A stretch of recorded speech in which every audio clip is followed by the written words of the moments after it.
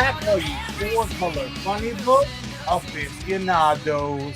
This is USComics Cast, HQ for all things comic book connected. We are John and Charlie Rivera, co-founders of USComics. Charlie, happy comic book day a little late.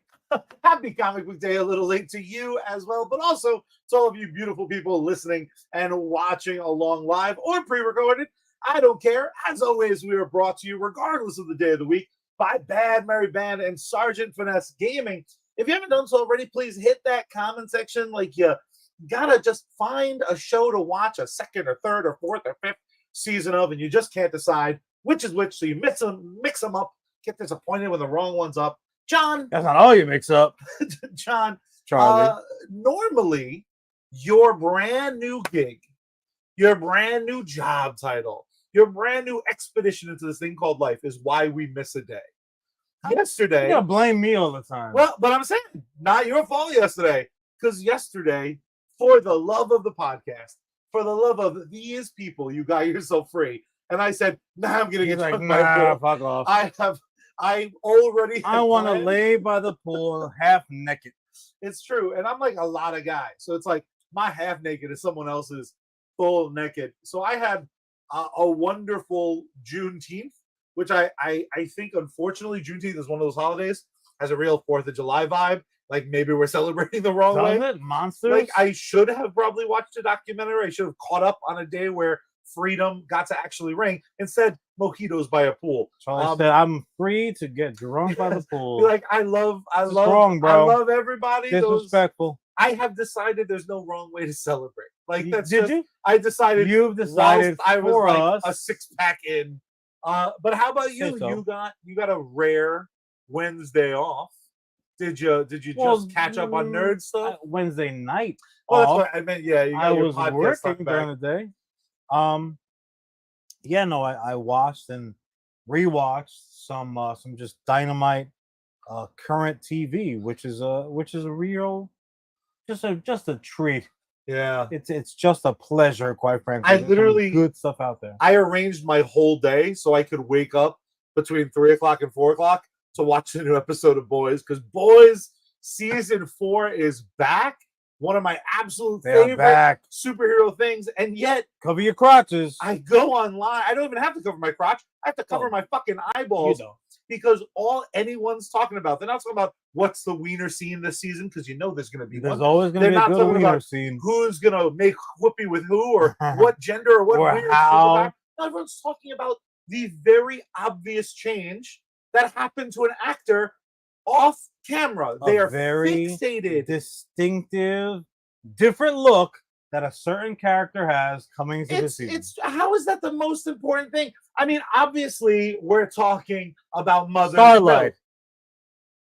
Well, that worked out well. That worked out well. We didn't even need the rehearsal. I desperately tried for. Yeah, no. Apparently there's a couple of actors, characters that have a little bit of a different look.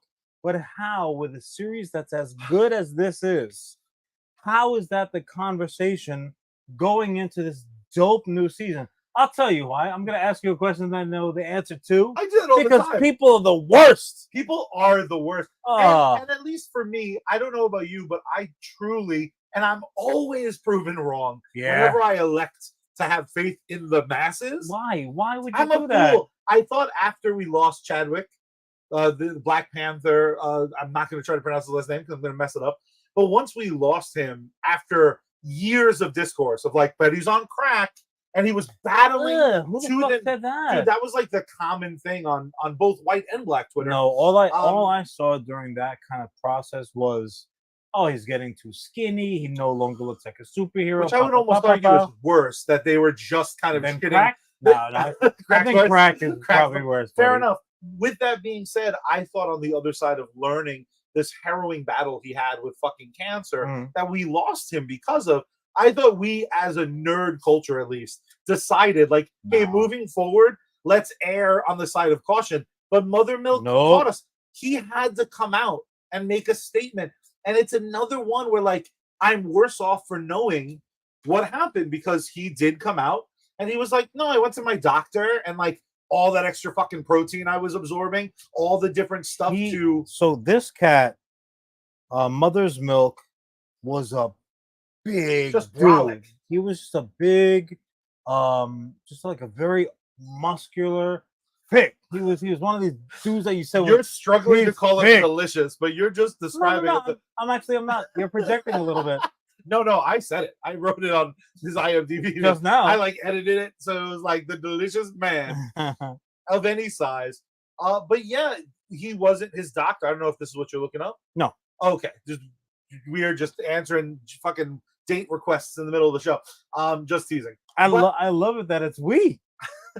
I signed us up for all those. No, I was looking up the actor's name. So Laz Alonso, the gentleman who plays Mother's Milk on The Boys, was, in Charlie's words, delicious. I would just say he was a thick cat, big, thick neck, like just he looked like if someone, bro. He just looked like a human Rottweiler. Yeah, kind of. He was a big, thick boy. He went from like 2XL t-shirts just filled with shoulders and pecs to ladies to medium. like just like a deep V. Nothing wrong with that. So much so in episode 4, not a spoiler, but the hip hop inspired shirt he wears is a big pun shirt that I'm positive they had to make. Like I'm positive they were like, we don't sell that in medium. They don't make big pun shirts. And it's I think it's a shame that he had to come out. He should have been wearing a little nice pun. I was gonna pick pun. I think it's a shame that he had to make a public statement. I think it's a bigger shame that the studio at Amazon wasn't like, we'll keep the beard. Because like there's something about a guy loses weight but loses a beard, you'll lose all the weight. As I'm growing my beard for my summer show, the beard puts a couple of LBs on you. So I'm like, damn it, son of a gun. You worked so hard to lose this weight. That's why you lost the beard. So and now it's coming back. But again, so Laz Alonso, obviously, we love you. It's true. Keep on doing the good work that you're doing. Yeah. And if people don't like one of us loves you more than others. Yeah, I do. But like, look, health always has to come first. It's true. If we haven't learned that at this point, then just truly bunch of troglodyte monsters. Also, like you should not be allowed to actively comment negatively about someone's physique without being like, this is a bathing suit photo of me. Like it was like, he looks like a bitch now. Be like, let's go ahead and see you say that to him. Yeah, exactly. As you get headbutted by a man with a mustache. If you're going to say something, look, we live in America. You are entitled, USA, to say anything that you want to say about anything that you want to say it about. Granted, except dogs and children. That's the line, right? And if you must choose one, fuck kids. Oh, okay. So we're gonna edit that out for later. But on the same token, if you're gonna say something, stand by it. Say, this is me. This is what I'm saying. This is my opinion. If you don't like it, come at me. If you don't have that level of opinion, obviously we podcast our opinion out there weekly, and we don't do it anonymously. We never say the term. Some people say no. If we saying it, we are saying it, and sometimes we'll disagree with one another. And obviously that situation with Mother's Milk is one of them. But as I had alluded to, also as well as Starlight actor Erin Mority. So she can just settle down, dude. I can't help it. Settle down, dude. So she is putting herself out there. She's been very active on the social media scene, and why not? Good for her. You've accomplished a certain level in your career at this point where now you can kind of fucking flaunt your shit. Say, look, I've done XYZ. Now I'm enjoying it to the umpteenth degree. And people, instead of being like, hey, great job, we're there for you, they're like, you look like you had some kind of surgery. You no longer look the same way. I think we got canceled doing the right thing again. Sorry. That's a long time saying. Why? What is wrong with people? First of all, she is several years older, right? And developmentally, she's going to look different. If she had surgeries or she had procedures or she had a fucking, a carrot for breakfast, that's her business. Yeah. It has zero bearing on the work that she's doing in the show. And in my opinion, across the board, including Mother's Milk and Starlight, they are doing great work this season thus far, because the real monsters we know are over on Amazon, one episode at a time. It's really tough. Yeah. It's tough that you got 3. Folks, The worst version. Charlie and folks and everybody else, I am loving this season so far. The worst part of the season is, again, they've having gone to with wait. That whole structure of like, My one weakness, John, I could patience. wait. I could wait. Then, but do not give me who gives 3 free samples. You've given me most of the sandwich at that point. You take the 4th little chicken nugget from Costco. They're like, yeah, no more. The worst part is it's only 8 episodes this season. So now we're at the halfway mark. We're halfway through. But we're 1 month away from being like, can't wait for season 5. Can't wait for fucking Gen V2. Wow. At least it's not like fucking not Unbreakable. Invincible. Yeah. So like, here's half the season. See you next year. The fuck? That was also brutal, because I think that was like, here's 2 episodes. Here's 1 more. We're done now. You know what's fucked up though is I have seen in the years that The Boys has been out, what has changed is society, and I don't mean it as a metaphor. Well, I think people have become much louder, because The Boys is not dissimilar from something like South Park, where if there's something mockable in the real world, they're gonna mock the fuck out of it. That includes right and left wing politics. Well, it's called satire for a reason. And here's the point, my point, really quickly, and then you take it back. Sure. If you don't understand satire, and you're just saying, yeah, that they're telling it like it is, that's my voice, you're the one they're making fun of. Aw, buddy. I think you're the guy. I think one of the problems was that into season 3, there were people still going like, Homelander, like into nice season 3. I like it. I did that on purpose, I swear. Sure. Oh, buddy. the Homelander of it all. Yeah. There were people who were like, Homelander's right. And then the minute you say that to anyone who's literate or who can watch a whole show for 45 minutes, you go, what? I'm sorry, what now? Because obviously the show's point of view is not pro bullshit politicians, but there's a lot of easy, low-hanging fruit right now to make fun of. They take the piss out of everybody. But John, you would have to agree that one of the problems is only one presidential candidate released the sneaker. So then if the show parodies dumb merchandise, Jordan? Michael Jordan with that mustache is running for comptroller. The problem is sometimes the reason shit feels unbalanced. It's the same on South Park. The reason it feels unbalanced sometimes is because sometimes one side of something is more obviously silly. So then they might get the same amount of like being punched upon, and they deserve the rogering that The Boys season 4 is giving both political sides. But one of them is like subtext, and one of them is text.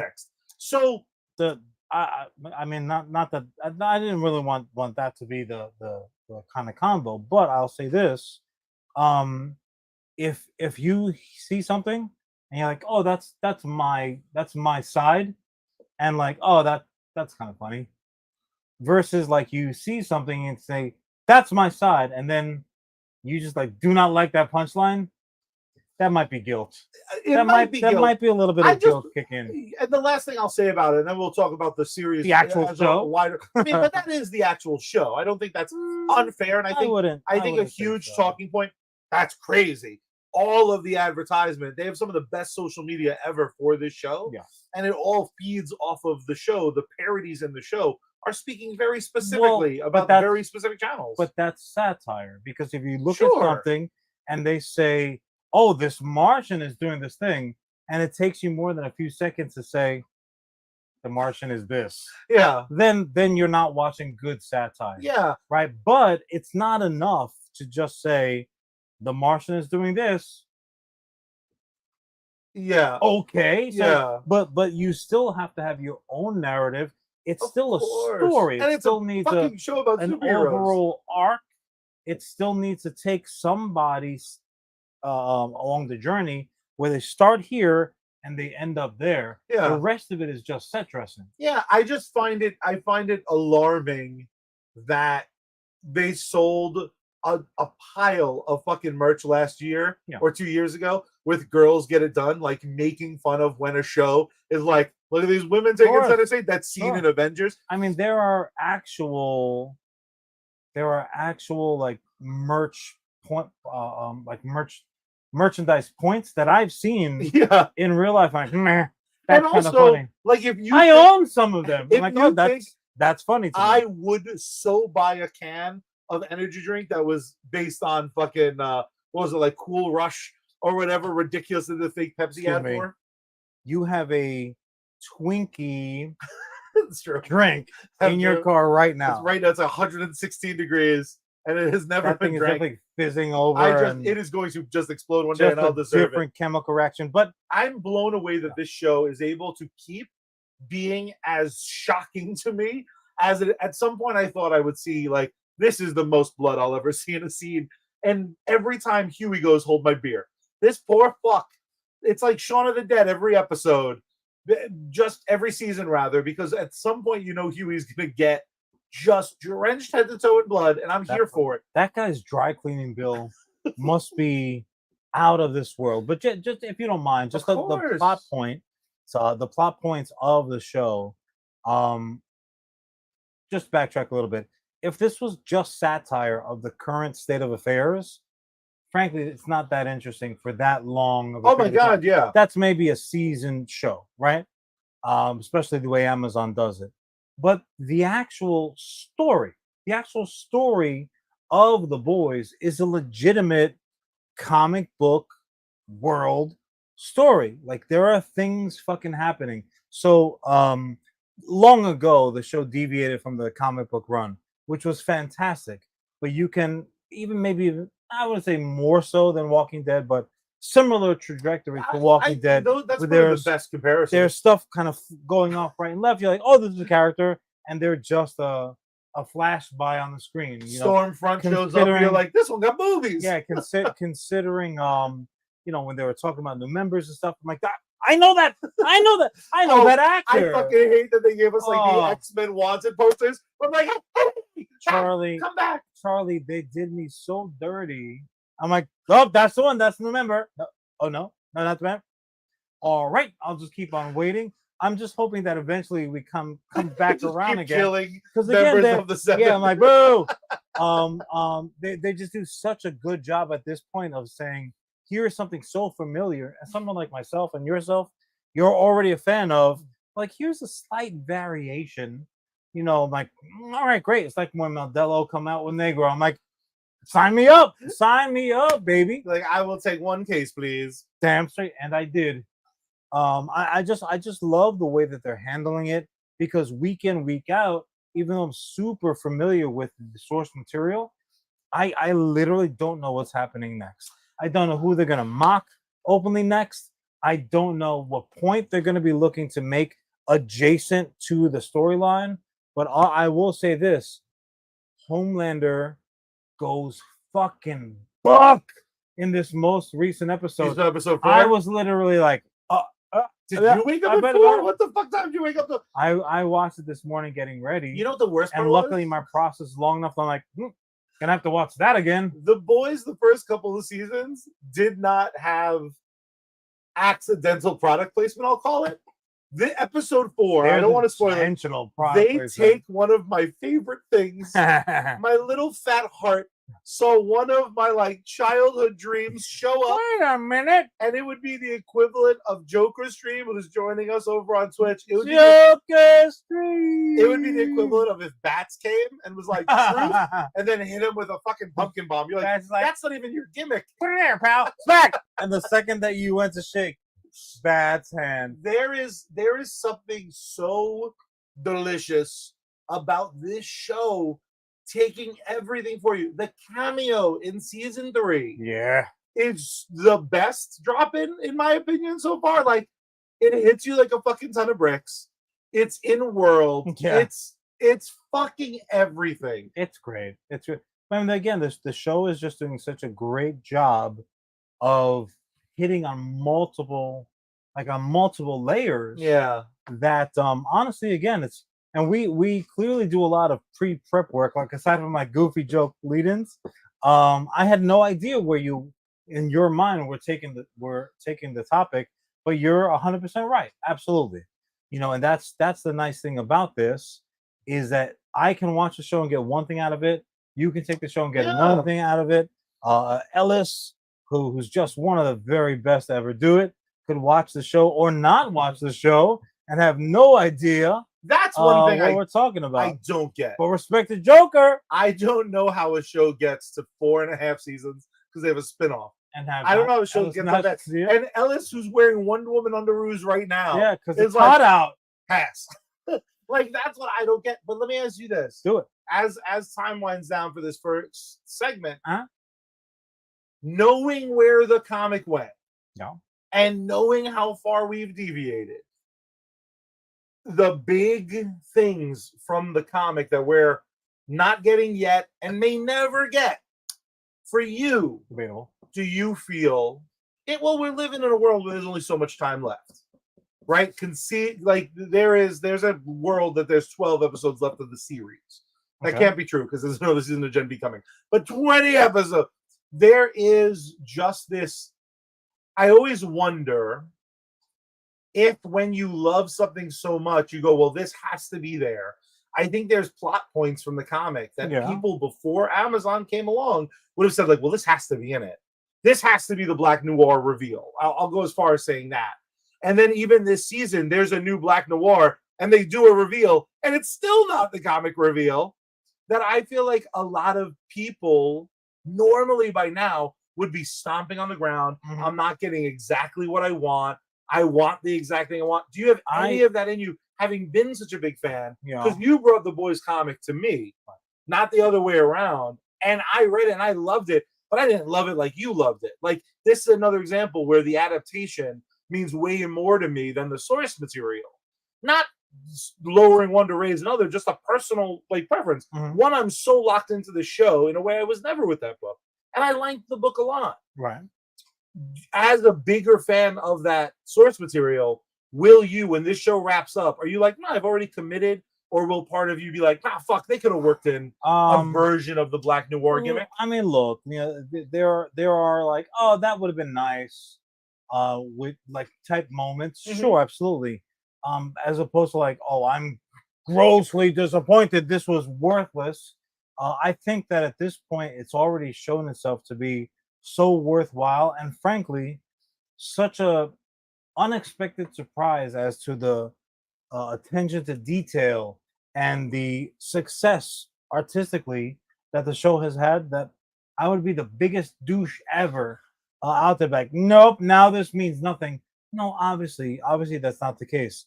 What they've been able to do in a relatively short period of time, and I've also is such a success. But also, I've never been one of those people that, I like their early stuff. Now that something's popular, I think it sucks now. No, if I like something, my goal, obviously, as per this show, is to share it with as many people as possible. I'll never be disappointed in a show like The Boys for as well as they're doing it and how well intentioned as they're doing it. I'm only disappointed when the monsters come out of the woodwork like, no, I'm not watching it, or I didn't like it. I'm like, oh, well, you're dead to me. Move on with your life.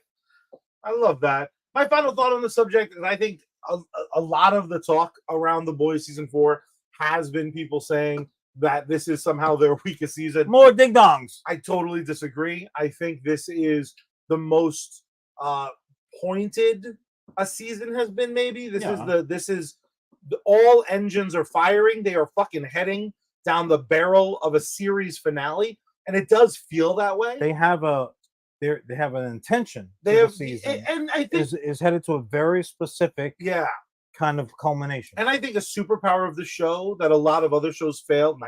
A lot of shows. I just niced myself through you. I think a lot of Rivera. A lot of other shows have a mission statement, have a goal, and then they meander on the way there when they're trying to stretch it. It does feel like on a showrunner, at least for The Boys. Yeah. As much as it's going to break my heart, The Boys proper feels like a 5-season series to me. Like I fully trust. If they told me it was 6 though, Yeah. like it feels like a 60. Like the fact that they know how much they need. Look, I mean, all I can say is this: whatever it is, they know where they're going. Yeah. So yeah. As I scream at you in agreement, yes, like no one has ever agreed more. If you haven't watched The Boys yet, or you're only an episode in, rectify that shit. Get on it. It is such a worthwhile watch. There's so much to talk about after every episode.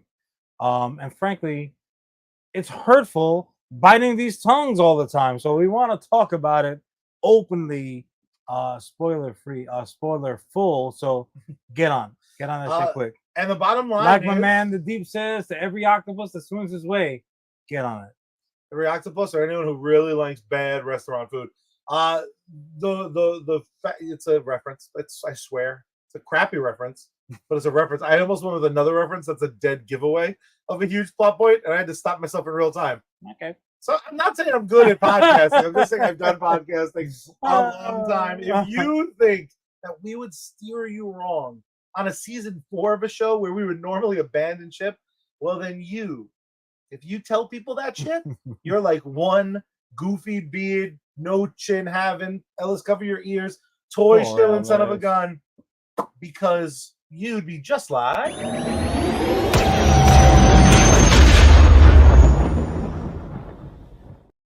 panicked and forgot his name. George Lucas is lying ass. Why, John? Shot first, and Charlie forgot the cue first. Show's not going to get better with me a little buzzed.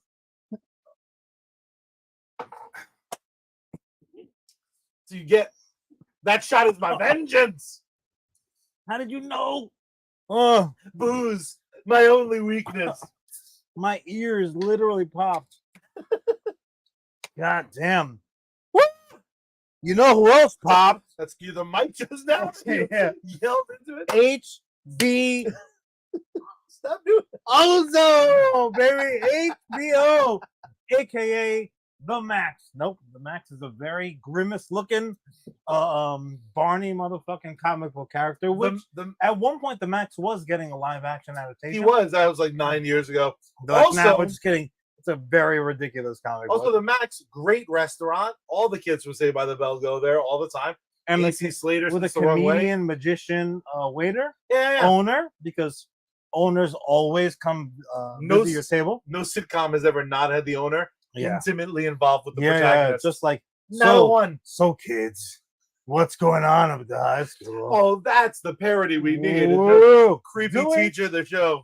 HBO Max. I guess we super don't. / George R.R. Martin, get to work, brother. Get to work. I don't want to know your opinions about the new season of House of the Dragon, because you should be finishing my damn book series, son of a gun. But I love you. House of the Dragon second season has dropped. Charlie, as I wipe an alcohol-induced tear out of my eye, I'm so glad it's back. I'm so glad it's back. And this is one of those shows, much like Sopranos, many, many decades ago, you're almost happy to have to wait, because ultimately you cannot handle a binge of this new content. You can't handle it. That's a great point. Thank you. And obviously, you know the literature version. Yeah. Like the back of your fucking goofy hand. I can read. Why is it green, by the way? Snap. Wrong house, bitch. Fuck the high towers. For me, I get so much pleasure out of, like, I watch the episode. I watch, like, theory time videos. Yeah, like, what did I just watch? I do fucking research. Like, instead of reading the book, and we discussed this, so this was off mic, but the problem is I'm directionless when I just try to take in info. I'm like, I need to know about Steve Hightower today. Can someone give me the pages? I would be the most obnoxious rich person, because I have an assistant that would just be like, find me the 12 pages on Richard Hightower the First. Just paying kids to take your midterm for you. Fuck yeah. So for me, the digestible nature of The Boys, where I'm able to, like, pick up what they're putting down in real time, not fucking true for House of Dragon. Not to say that the episodes don't play beautifully, but they play much better for me. Where, like, I have a routine. I watch it twice I watch it when it comes out. I watch it again during the week. Good. Before the next one comes out, I rewatch. HBO thanks you greatly. I'm saying the fucking ratings is all Charlie.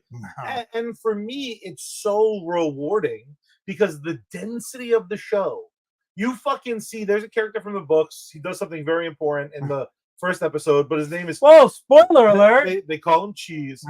When I was rewatching, I'm like, this motherfucker's in the back of this castle all the goddamn episode. He's there 6-7 times before you're introduced to his character. It is fucking brilliantly executed television. It's tremendously well executed. What's interesting to me about the entire, really, at this point now we have multiple sagas. Yeah. We have another one coming, which very well, which may be my favorite, actually, my favorite arc, and I very much enjoyed. Enjoyed the book, the singular book that inspired now 2 seasons of this, whereas what we know as Game of Thrones, which was informed by Song of Ice and Fire, which went over multiple books, and I'm still waiting for 2 of them, George. But yeah, they make the first season of Game of Thrones was a 1-for-1 with the first book, and that's why I would argue it was so successful. Beginning, middle, and end. Boom, this is your story. How it's executed is how it's executed. Very, very expensive, all that jazz. Great, but done so well. And the story was satisfying. The beginning was great. The middle was the middle. The end was satisfying. That's a 1-for-1 adaptation. Then they started going all over the fucking place, and people took umbrage with it. Fine. Charlie, this is a single chapter. Granted, a fat-ass, thick-ass chapter. I was going to say, calling this a book is unfair. It's not a book. It's a textbook. It's a large chapter from a fictional textbook, but it reads like history. I mean, I'm a huge fan of history. A big part of the reason why I enjoy this book, beyond the fantasy aspects of it, and George Martin borrowed a lot from real history, because it rings true, right? Yeah. So you see somebody magically changing their face. You see dragons coursing through the sky. No problem. You have no problem because the narrative of it absolutely rings true. And just the way that it did in the first season, the second season continues to do so. They're being faithful to the events as they transpire. Yeah, sure, a couple of characters were maybe smushed into a singular one. Some people maybe got lost on the cutting room floor. So be it. What's left is so friggin' good, man. I am so satisfied, and I can't wait to wait weekly for my next installment. So if The Boys gives me an adrenaline rush, The Boys fills me with this energy where I want to run through a fucking wall to fight injustices of all different shapes. And even this most recent episode had me with the bad guys. I was on their page. Game of Thrones executes in a way that gives you deep-seated, long-lasting, damn near endless rage towards certain characters. Does it? When I was done with the second, I watched episode 2 twice. Mm-hmm. On the second viewing, John, I fucking hate the Hightowers more than I hate fucking mortal enemies of mine. Legit, I call some people and be like, yo, beef is squash, because these fictional motherfuckers, I need all my energy to burn. They got you off the hook. Don't blow it. Burn their sigils. The intense loathing I have from characters based on scenes that the first time I'm like, look at these fucking nerds. Then I watch it again, and there's dripping with symbolism, dripping with symbology. Exactly. It's top to bottom a gorgeous show. Let me ask you this question. So your newfound hatred of certain characters of the show, does it fucking screaming at you again? Does it equate or supersede your absolute loathing of Joffrey from Game of Thrones? I gotta tell you, turns out Joffrey may not make top 5. Because Joffrey is this sort of bastard-coated bastard with bastard sauce. He comes in a bag called Lil Bastards. Some of these pieces of shit, right? This green dress ruining a wedding fucking asshole last season. This bitch's hypocrisy burns me up. Because Joffrey, if you went around Westeros and you like somehow did a secret super ballot, a super secret ballot where no one would get decapitated for talking shit. Sorry.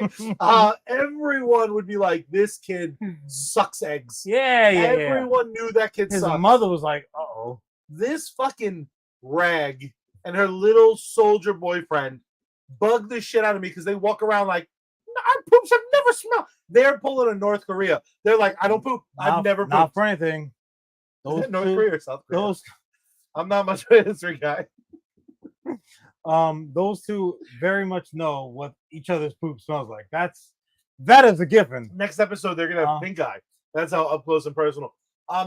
For me, truly, the fucking incest twins, Joffrey, the evil ice dragon, that ice motherfucker who brought winter. Those motherfuckers, they're making up the bottom of my top 10. Ice Maul doesn't even crack this. Ice Maul, I'm like, yeah, what was he doing? He was trying to bring his friends to the fucking nice weather.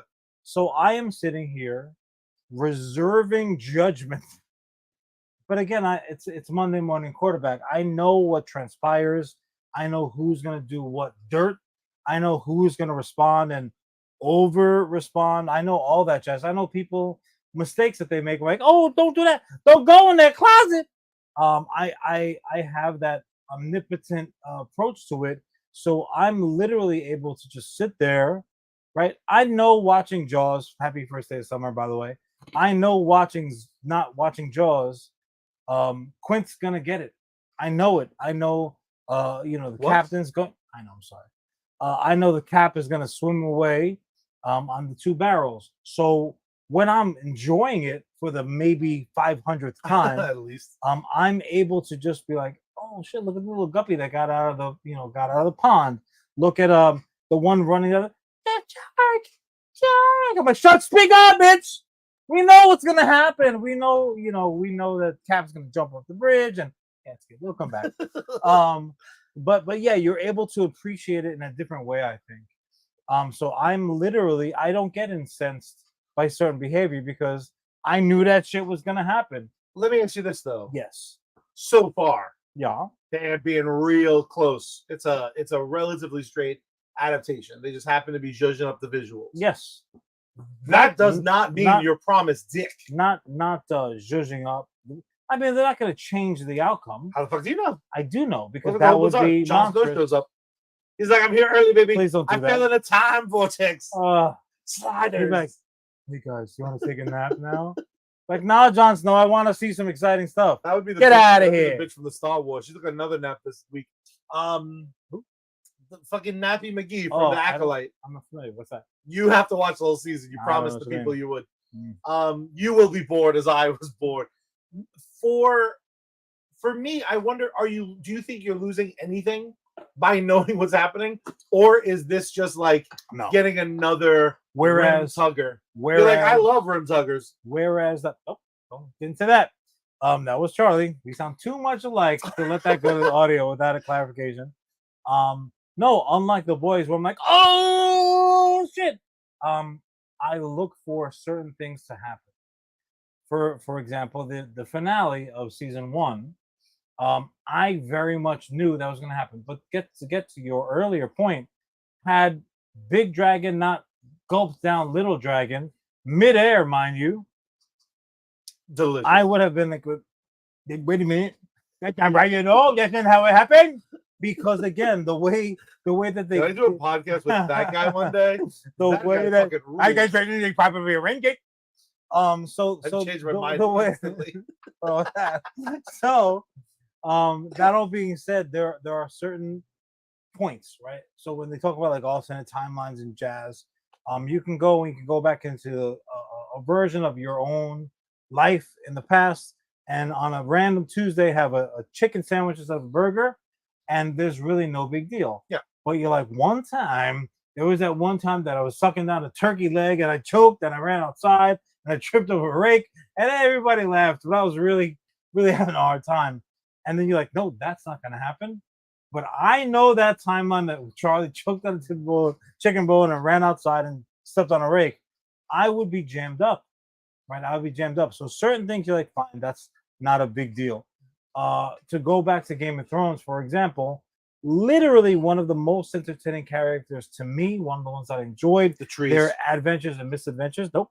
You're thinking of Lord of the Rings. Strong Bellwise. He was in the Game of Thrones, again, Song of Ice and Fire. He was a pit fighter, or like what we would think of as a gladiator. Kumate, so kumate. He had a Harley Davidson shirt on, and so he quickly got on the Mother of Dragons team. He was like, Khaleesi seems all right to me, my friend, and that's how he sounded. Trust me. So I just wonder why they didn't adapt it. Every Charlie, no, you will wonder when you read that shit. Every moment that he was on the page, I was transfixed.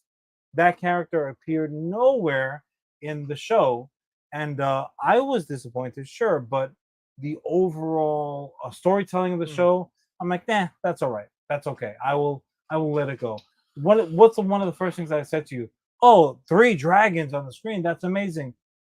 How many dragons are you expecting? When Come on now. Found out that there were 16 dragons, when I saw the big dragon eat the little dragon, I'm like, yes, that's the last time we see a dragon fight. Meanwhile, Dragon's mom, his cousin, his Aunt Lou, they're all coming to the barbecue, baby.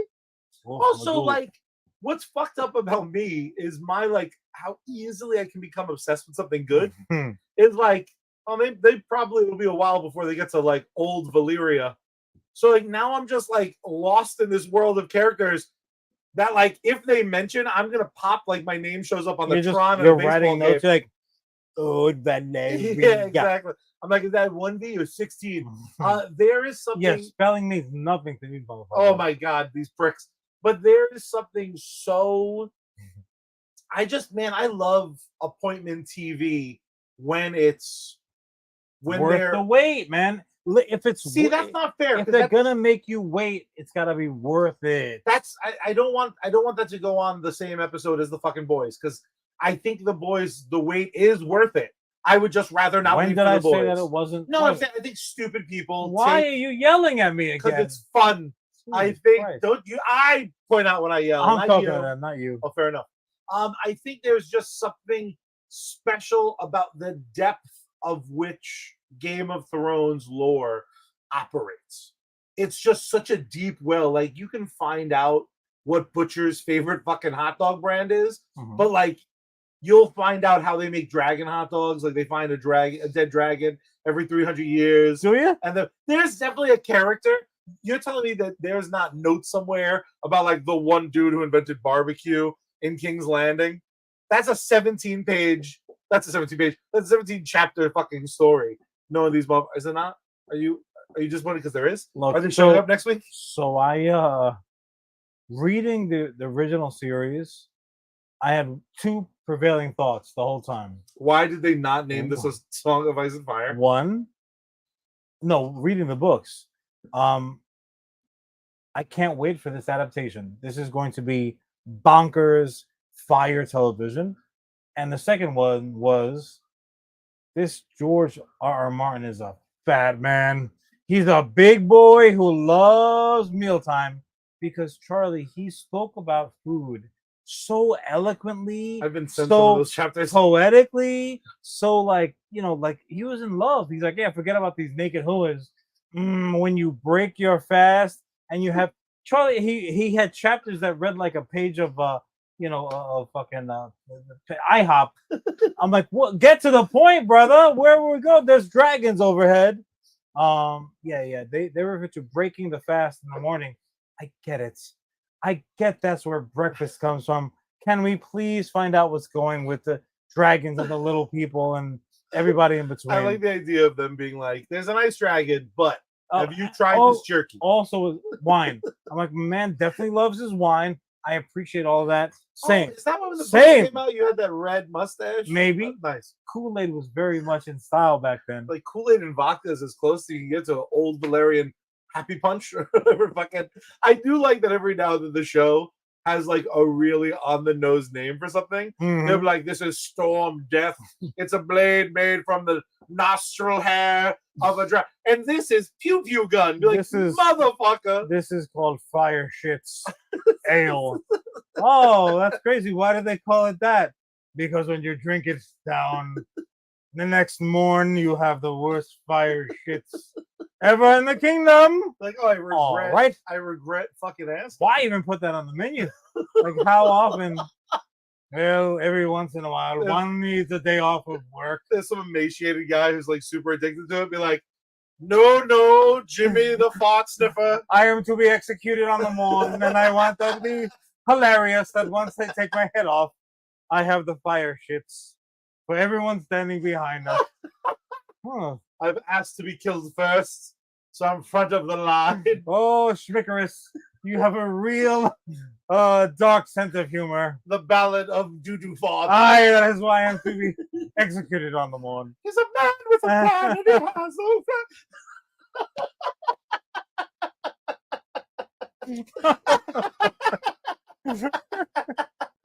You want me to play Toss a Coin to Wisher? No!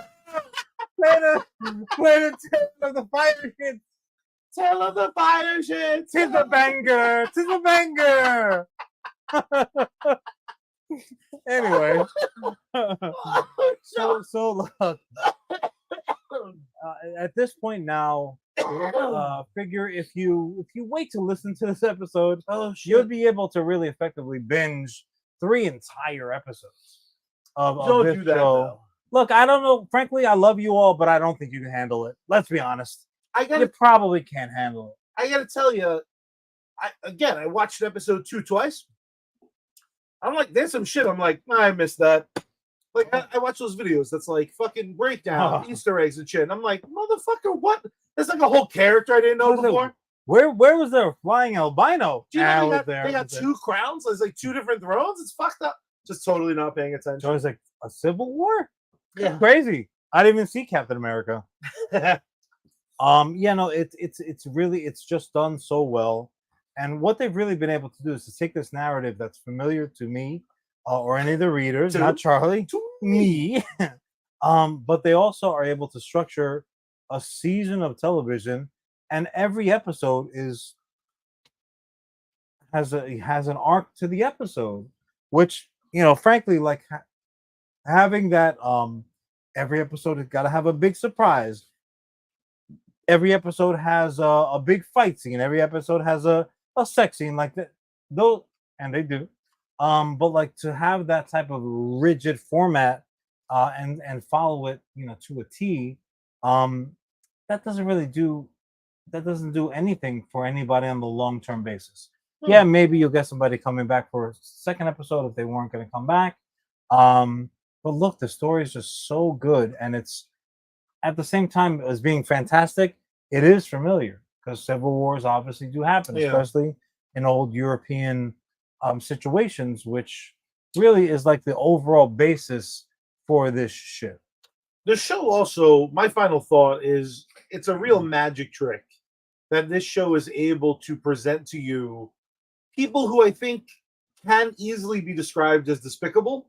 Okay. And you still are like, this is my favorite despicable piece of shit, though. Like, let me ask you this. Yeah. So just for the record, so here we are. What the hell's today's date? The 20th today? Yeah. All right. So as of June 20th, Charlie Rivera, you are on the Dragon hot seat.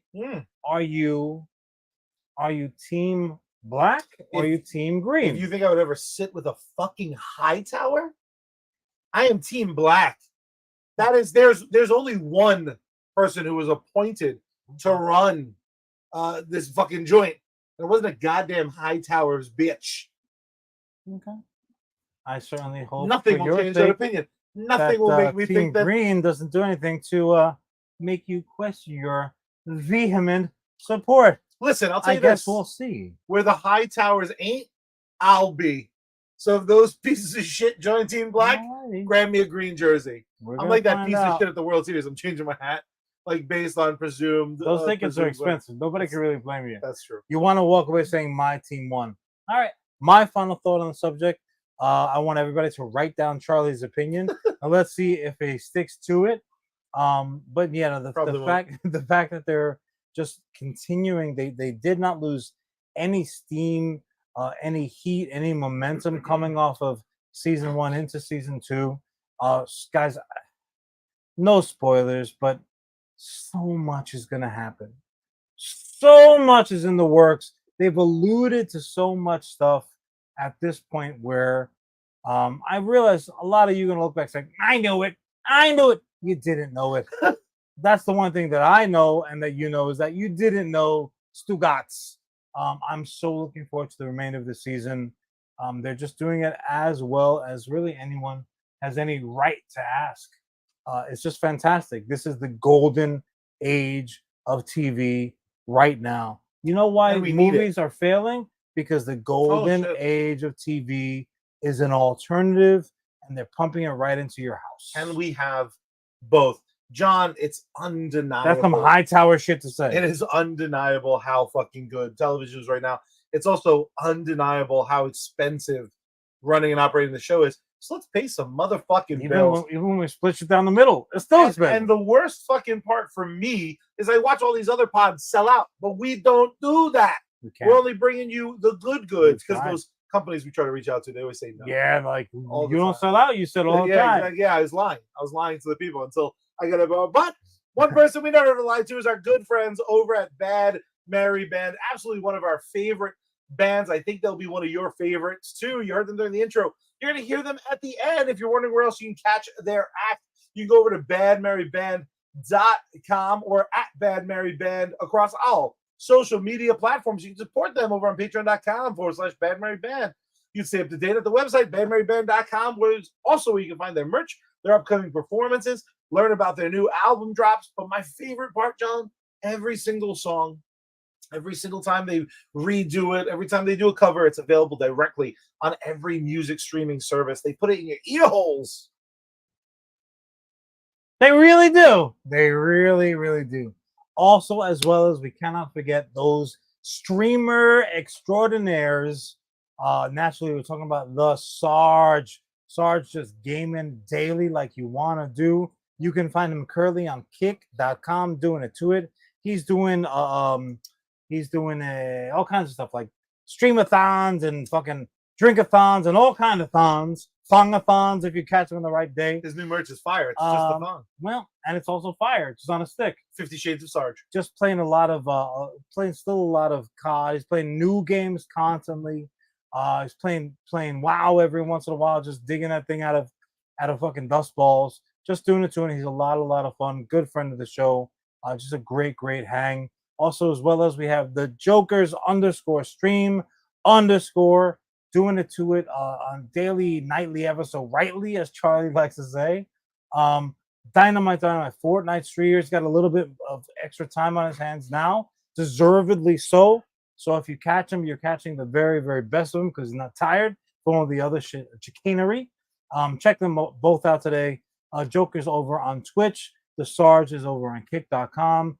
Kill some time, do it the right way, because we as much as we try, we can't do this every day. We got to live life. Sure, I have to rewatch fucking House of Dragon. Charlie has to watch every episode 7 times so that he doesn't miss anything. And I'm still like, where's Khaleesi? Like, I'm still really nowhere to be found. Buddy, we got to get you in the right page, my friend. You know where else? You got to get me to the top floor. John, hit that button for me. Oh, all right. Again.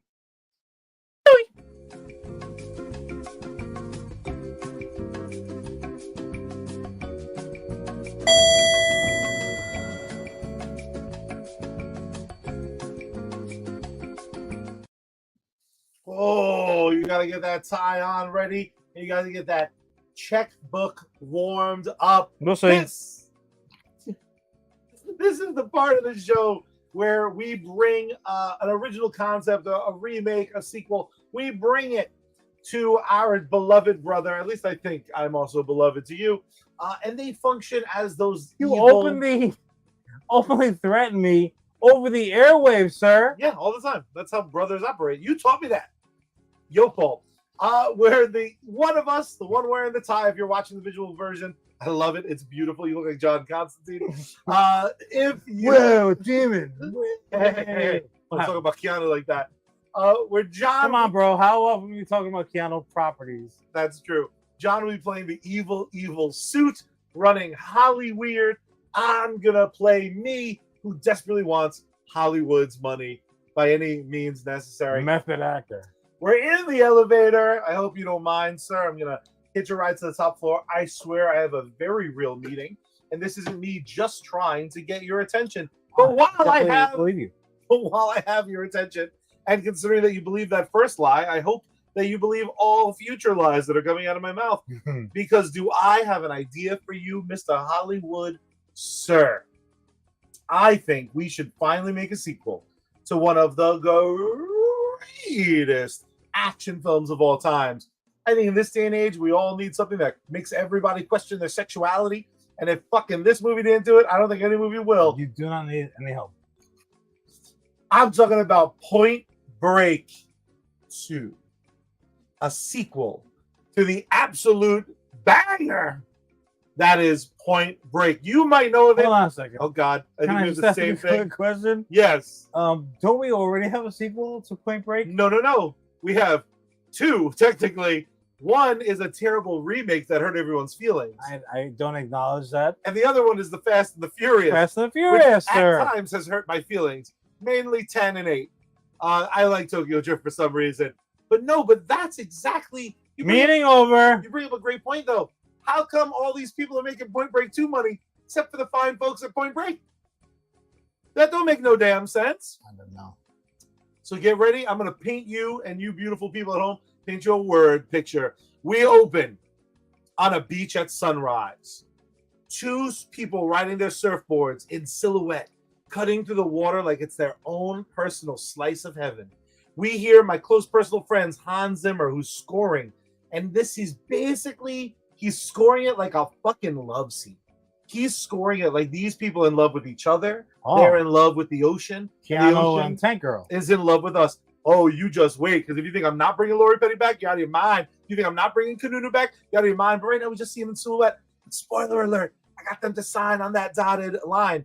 We cut back and forth. We juxtapose this beautiful sight in front of us. And I'm talking about 4K Ultra. This is the best surf visuals we've ever gotten. We juxtapose out here spending my money. This magnificent shot of the ocean with an unmarked police car in the rain. A woman's hand pulls the door shut. The engine roars to life. We're going to cut back and forth between the car rocketing through what's very obviously a test track and the surfers. The car is going to work around different obstacles as basically a mirror image to what the surfers are doing. So the surfers come across a break. The fucking car is drifting along a break. It's awesome. Everyone's very excited about what they're seeing. The car comes to a stop. Out steps a brunette, Sydney Sweeney, looking over to someone of clear authority who says, yeah, that's right. That would be each move gets its own check. She looks over to someone who's clearly some figure of authority who says, 100% Utah. Good job. We're looking at little, all grown up, little baby Utah. Right? We cut to a topless Jeep. Right. We cut to a topless Jeep. We see some like beach sand in it, not just the Jeep. As it pulls up to a very, very boring office building, we cut to Sweeney inside uncomfortably in her fashion, standing uncomfortably in her fashionable but kind of wrinkled business suit. She knows how to dress nice, but she's a little fucking busy being awesome. It's all itchy. She's being directed down the hall. We see all the goings on of what is also clearly an FBI building. It is an FBI building. Special Agent Angela Utah, named after a hothead and sired by a quitter. Welcome aboard the now gray-haired John C. McGinley, who's also back and still in charge of that FBI office. Is he still crazy? A little bit. Top 2% at Quantico, just like dear old dad. I suppose you have some sob story about finishing what that football washout started. Yeah. Just interested in keeping violent crimes on that downward trend, sir. Murders may be down, but robbery is up 22% year over year. And whatever tragedy got you assigned here instead of a runway better not get in the way of a good data-driven work that we do here. Buddy. You're going right to HR. Am I being clear, Utah? Crystal Boss, I'm just here to even out that whole asshole shortage I keep hearing about. John C. McGinley looks kind of knowingly at the camera like, you bitch. But like, I'm glad to have the fucking bitch up in here. Did he just pull an office on her? A little bit. He does a Like- little bit pulls the jib. You, Angela, says Chase Crawford, who we know as the Deep on The Boys. Holy shit. Your parents named you after Angelo Pappas? They walk and talk. You want to be in the FBI, don't you? I'm kind of number 2 of the FBI. He's charming. She's cool. We're having a great time as we kind of transition into our next scene. We then see kind of a digital flicker of a scene. We're clearly looking through, 2 people are looking at a screen, and we zoom in. So now we're in that bank robbery footage, because guess what? It's about fucking bank robbery. We then see a very late Fast and Furious style robbery. 2 Mazdas come streaking up the street. They fucking spin around. They burst through the fucking glass doors of the bank. They pop out. They're in tracksuits, which I thought you would like personally. Yeah. And they have those masks that have like the digital faces on them. It's not of the presidents, but it's like a very cool look, but like through kind of a stupid lens. I don't want you to look at these people and be like, these guys are the fucking coolest. These are not the dead presidents. These will be some of our antagonists, but I want you thinking they're just cool enough for me to only want to pay attention to Sydney Sweeney. They run out. They're knocking people over with shotguns, very familiar. They jump over the counter. They're not interested in the registers. They are going for that vault. They basically drill in lead lines to the vault, and they attach the cables, and these friggin' guys get back into their cars, and they pull the vault out of the gosh darn wall with a couple of Mazdas. Familiar? Right? On purpose, though, because I'm stealing what they stole from me. So they rip out, the vault comes out of the wall, they're pulling it down the street as they make their escape. 2 unmarked trucks, looking very familiar to the one we saw in our first scene, pull up in a way, kind of pull up directly nose to nose with them. These cars swerve. As they swerve, the cables cut through. The cable then cut through this fucking unmarked car. Okay. So the violence is up, the silliness is up, and we're having a good time with Hans Zimmerman still scoring the absolute hell of this. So they're now pulling this down their street. It's doing the kind of tumble that we've seen in movies and video games before. It's ripping down, and then we see a unmarked police car, like a car, still unmarked, and we see it ripping down again, heading nose to nose. Sydney Sweeney and our boy the Deep in this car, driving right at him, and he's freaking the hell out. He's like tightening his seatbelt. Like, what are you doing? She goes, take the wheel. She crawls out of the goddamn car in her wrinkly business suit. He reaches over. They basically directly nose to nose hit. The police car has one of those guardrails to keep it from folding in on itself. They hit, launching her basically into the windshield. This didn't go to her plan. She was trying to do some superhero shit, but these are humans. Shatters the fucking glass. Her, like, she's basically in the driver. Dead? No, she's like bulletproof vest. It's a movie magic. The windshield shoot her? What's that? The windshield shot her? No, so when they hit nose to nose, she wasn't in the position she was trying to get into. So it kind of flung her into the bad guys' Mazda's windshield. Okay. So now she's crawling over. They're like fucking flipping out. Fucking our boy Chase spins completely out. He's out of the scene now. Maybe he's trying to follow him in the background, but that car is very, very screwed up. So she jumped from her car, trying to jump into there, smashed into the window, gets the wind knocked out of her. We have one of those cool close-up where the camera's following her and the car, and she's clearly doing like she's not Vin Diesel, like superhero. She doesn't have a yacht. She's bloodied. Her neck hurts. This is kind of great. So she's now crawling over the roof as they continue down this process. Now, what happens is, as they make the turn, the vault gets very much closer, right? So a little bit. So it gets closer. She's able to kind of leap onto the vault. So now she's on the vault. I basically am making a universal ride, and she's able to shoot at where the wires connect to the Mazdas. The cars get away. The vault is safe. She's bleeding out of everything like that she owns. She has saved the day, kind of, but in a fucking reckless Johnny Utah way. Can I ask you a question? Just to backtrack, how do they know that was going down?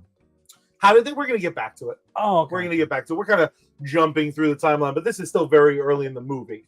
This isn't necessarily whodunit, much like the original. These robberies have been happening. This crime spree is on. These specific Mazda douchebags have been doing this. Okay. This is just, we're going to see where her and Chase are kind of doing the investigation shit in a minute. Okay. We do a transition. Clearly, a couple days have passed. We see a newspaper slapped down onto a counter. That counter, of course, is at Tyler's surf shack, and we finally see the full reveal of a still beautiful 50-year-old Lori Petty and a beat to shit Sydney Sweeney. Her arms like wrapped up.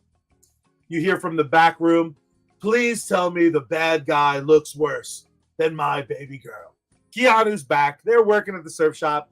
Fucking come on. Keanu, Lori, Sydney Sweeney. Come on. We're having a good time. On. Welcome back to the party, Johnny Utah. If that had been your whole pitch, yeah. Come on. Just like list the cast. I'm like, all right. That's very true. So okay, again, as we near the top of the elevator, I'll speed it up a little bit. We see Chase and Sweeney are doing all this. What's wrong? I'll speed it up a little bit. A little bit. So Chase and Sweeney, you see that what they're kind of circling the drain of, this seems to be cops or military. So they start getting really who seems to be cops? The robbers. I see. Okay. The way that they approach this is like a new school take on old school adages. When you see them with guns, they're holding them in proper, like classic cop style. They're trained, obviously. They're trained, but like, why the tracksuits? Why the masks? Why the fucking Mazdas? So no Probably one really don't is. Get caught. That's true. That's a good point. That's Sweeney can say that shit. Again, these robbers continue to be evil. Every now and then they're showing up a little too late. Sometimes they're able to stop them from getting to the vault. Okay. But the plan is always similar. They're taking the whole vault. Sometimes it's like trying to do it with a helicopter. We're gonna borrow from all these action heist films. Sometimes they're trying to steal the bank truck. Again, we have a lot of areas we could have a lot of fun with either seeing footage, them piecing puzzles together, but also puzzle pieces together rather. But also Chase and Sweeney, we're gonna get a little romantical because it's a fucking movie, you know. We have a little romance, so they're starting to fall in love. Wait, but this is a movie? It is just a movie, a singular movie. I promise you. Rewatch Point Break has 55 plot points. Now that they're circling the drain, it has to be cops. What we're going to start having be very evident is Chase is keeping a secret. Okay. Is Chase a fucking bad guy? Am I doing this bullshit where Chase is our Bodhi? Let's find out. Keanu, who rules, and he's at least going to be the reason that we justify 2 more surf scenes. He's helping Chase and Sweeney investigate because he still fucking has it. He like misses the life he gave up all those years ago. He is the one that suspects Chase shouldn't be trusted. Okay. Which is ironic because like he lied to his now wife all the fuck over the place. Like, don't ask about grandparents at Thanksgiving because Keanu was a real piece of shit in that first movie to Lori Petty, which is why I like the idea of him being like, I don't like this guy. Like, what happened? Sees a little bit too much of him in Chase, and also like, who would want their daughter being fucking Sydney Sweeney? You know what Chase wants. I've seen the boys. His name is Chase. So again, we're gonna see this great montage of like Chase's friends. And now you're really starting, hopefully, as an audience, I'll let you in on the spoiler, and you beautiful people watching. I want it to feel like, well, very obviously, this is fucking Chase and his friends. Like, he has cop fucking friends who show up for, like, a beach football game where Sydney gets to be awesome, but, like, Keanu's, like, losing his mind. He's like, this is the most obvious shit ever. Except, wrong, because I'm absolutely going to kill Chase in the next scene. Oh, like, the minute you're like, they're going to do the mask reveal. The mask gets pulled. It is one of his friends. Okay. Except Chase is like, fucking John, drop it. And does not. John. Because, you know, bad guys. Does not. You're an executive producer. Your name's not John. We have like an almost reminiscent scene of like. My name is John Moneyman. Maybe he's not going to shoot his friend, but he does. He shoots his friend. Except Chase does. Chase also gets shot and killed in the line of duty. Or Sydney Sweeney has lost her love interest. So it is Chase's friends, and they were kind of stealing stuff from him because a couple of the friends are in the FBI. So then Sweeney only has one person she could really trust in that office now. No. And it's, of course, John C. McGinley. We got 2 oldies and a baddie that are going to do our third act. He tries to pull her off the case because obviously she wants revenge. But then she like basically you're too close. Basically, that winds up being a fucking ruse so that he could work with her secretly without bringing any other suspicion from the office. Work with her? He wishes. We're at the top floor. I swear to God, I'm almost done. We get a heartfelt scene with the Utahs. They're in the water. We want to get an excuse for Sydney to go surfing with them. But again, it's more like that late at night. They're all sitting on the boards having a family conversation. It's great. You might cry because I know you're really sensitive in movies. The finale is Sweeney, Keanu, and McKinley. We do a big car chase that leads to boats and ends with a foot chase. And Sweeney just looking like an absolute boss. The film, of course, we get the bad guys. Sweeney wins. She actually gets to fucking arrest somebody as opposed to the original Point Break. We end at Chase's funeral. Just swim away. Exactly. We end at Chase's funeral, and we end with like the wink and the nod of a potential for a third that I don't really want to make. But at the very end, it's McKinley telling Keanu that they do need a new analyst or two because they killed a couple analysts. Sure. And that is my Point Break 2. Big boobs, surfing, Lori Petty, John C. McKinley, Keanu fucking Reeves, The Deep, action, adventure. I think we take back what we lost when all these other films stole from us. Give me that money. This is rare. Feed the ducks. This is rare. I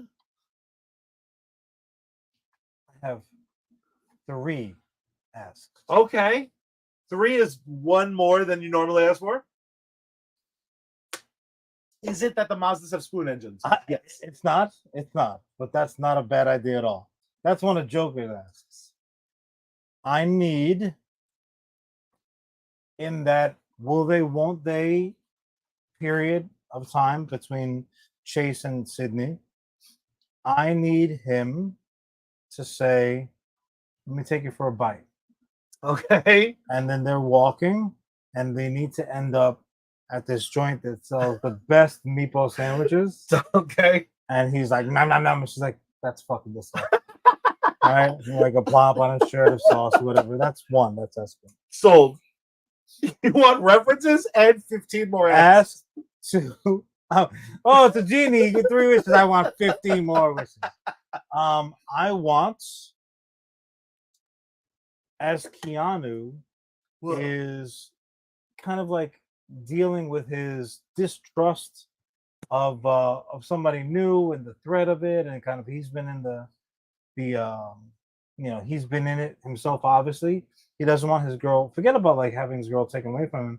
Also, to have her tempted because he so suspects this guy. Oh, I like that. So they start. Yeah, that was. That was my intention. There was like a little bit of Top Gun 2 with the football on the beach. But don't forget, you're talking about an ex-collegiate quarterback that like single-handedly won a bowl game. So I want them, as the game is going on kind of in the background, and Sydney's doing her thing and holding her own. It's like, can I talk? So they're off on their own, and they're just throwing football back and forth, back and forth.